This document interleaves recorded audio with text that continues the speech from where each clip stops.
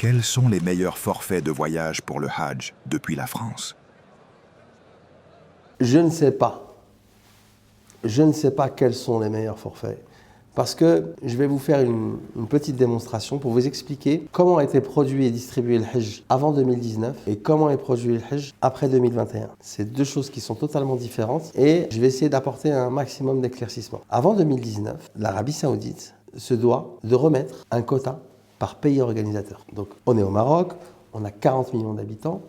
L'Arabie Saoudite va accorder un visa pour 1000 Marocains, ce qui va faire que le Maroc va prendre 40 000 personnes. L'organisation du ministère du Hajj va attribuer un quota de 40 000 à l'État marocain. L'État marocain va récupérer ces 40 000, une partie de ces 40 000 où l'État lui-même va organiser le pèlerinage pour ses concitoyens, et une autre partie de ce forfait-là va être distribuée aux agences de voyage de l'État marocain pour qu'elles aussi puissent distribuer ce voyage dans leur pays. Nous, en France, et dans les pays occidentaux, où il n'y a pas de ministère qui gère la question de l'islam. Donc, l'Arabie Saoudite a créé des réseaux de distribution, donc qui ne sont autres que des agences de voyage agréées en bonne et due forme, avec un IATA, etc. Et elle les a agréées. Elle les a agréées en leur donnant un quota annuel, et c'est sur ce quoi nous travaillons. On a travaillé comme ça pendant 20 ans, où chaque année, nous avions une accréditation qui était renouvelée pour pouvoir exploiter le Hajj. Après le Covid,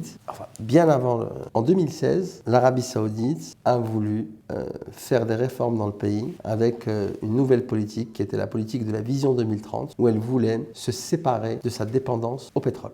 L'Arabie Saoudite a réellement fait une réforme profonde dans le pays. Ils ont instauré la TVA, ils ont fait plein de choses pour justement arriver à cette vision 2030 où il ne serait plus dépendant du pétrole. Dans toutes les réformes qu'a fait l'Arabie Saoudite dans son pays, il y avait le pèlerinage.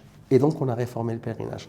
Et la façon qu'ils ont réformé le pèlerinage, c'est qu'ils l'ont nationalisé. C'est-à-dire que ce ne sont que des sociétés saoudiennes qui sont susceptibles de pouvoir produire et distribuer le pèlerinage à la Mecque. C'est-à-dire que les structures d'agences de voyage qui existaient comme nous avant, nous avons été out de ce marché du jour au lendemain. Donc au jour d'aujourd'hui, c'est pour ça que je ne peux pas répondre à cette question quand vous me dites quels sont les meilleurs forfaits Hajj.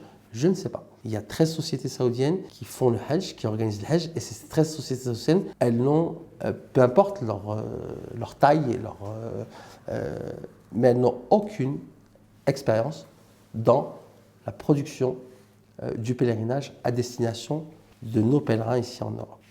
C'est comme ça. Mais c'est une nouvelle manière de voyager. Dans 20 ans, il n'y aura que ces sociétés qui feront ça et elles auront acquis l'expérience nécessaire pour pouvoir proposer des Hajj. Et on pourra voir même les distinctions entre ces sociétés en disant voilà, telle société est connue et reconnue pour faire du bon travail, celle-là un peu moins, etc., etc.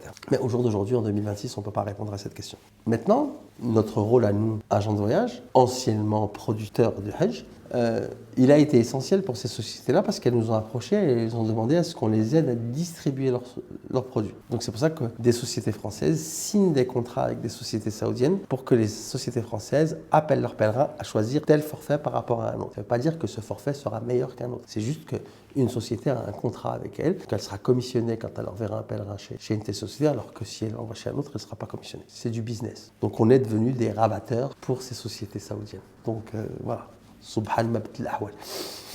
Pour revenir un petit peu, donc aujourd'hui, ces sociétés saoudiennes, ce dont elles ont besoin le plus, c'est d'accompagnateurs qui puissent accompagner les pèlerins. Pour les pèlerins français, des accompagnateurs français, pour des pèlerins espagnols, des accompagnateurs espagnols, etc., etc.